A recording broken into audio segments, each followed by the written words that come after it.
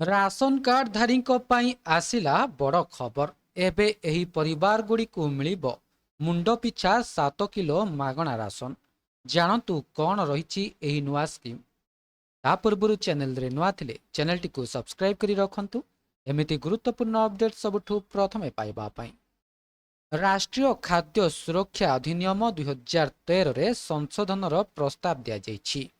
ଖାଦ୍ୟ ଏବଂ ସର୍ବସାଧାରଣ ବଣ୍ଟନ ବିଭାଗ ରାଷ୍ଟ୍ରୀୟ ଖାଦ୍ୟ ସୁରକ୍ଷା ଅଧିନିୟମ 2013ରେ ସଂଶୋଧନ ପାଇଁ ପ୍ରସ୍ତାବ ଦେଇଛି ଏବଂ ଖାଦ୍ୟ ମନ୍ତ୍ରାଳୟ ରାଷ୍ଟ୍ରୀୟ ଖାଦ୍ୟ ସୁରକ୍ଷା ସଂଶୋଧନ ବିଲ୍ 2026 ଉପରେ ଜୁଲାଇ 13 ତାରିଖ ସୁଦ୍ଧା ଜନସାଧାରଣଙ୍କ ଠାରୁ ମତାମତ ଲୋଡ଼ିଛି।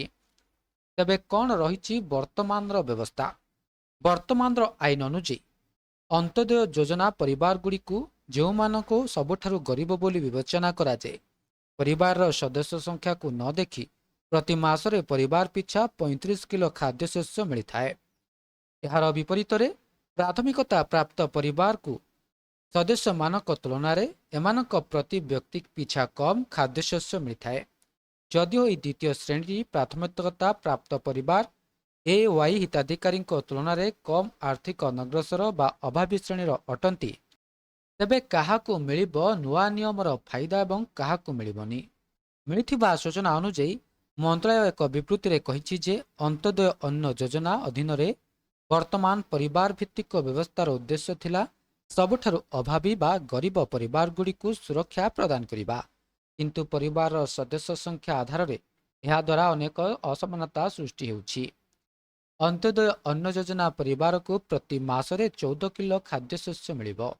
ପ୍ରସ୍ତାବିତ ବ୍ୟବସ୍ଥା ଅନୁଯାୟୀ 2 ଜଣ ସଦସ୍ୟ ଥିବା ଏକ ଅନ୍ନପୂର୍ଣ୍ଣା ଅନ୍ତ୍ୟୋଦୟ ଯୋଜନା ପରିବାରକୁ ପ୍ରତି ମାସରେ 14 କିଲୋ ଖାଦ୍ୟଶସ୍ୟ ମିଳିବ, ଯେଉଁଠାରେ କି 5 କିମ୍ବା ତାଠାରୁ ଅଧିକ ସଦସ୍ୟ ଥିବା ପରିବାରକୁ ବର୍ତ୍ତମାନର 35 କିଲୋର ସୀମା ଅନୁଯାୟୀ ଖାଦ୍ୟଶସ୍ୟ ମିଳିବ।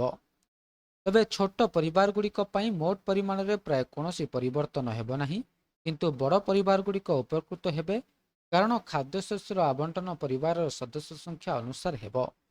ତେବେ କ'ଣ ରହିଛି ଏହି ନିୟମର ଉଦ୍ଦେଶ୍ୟ?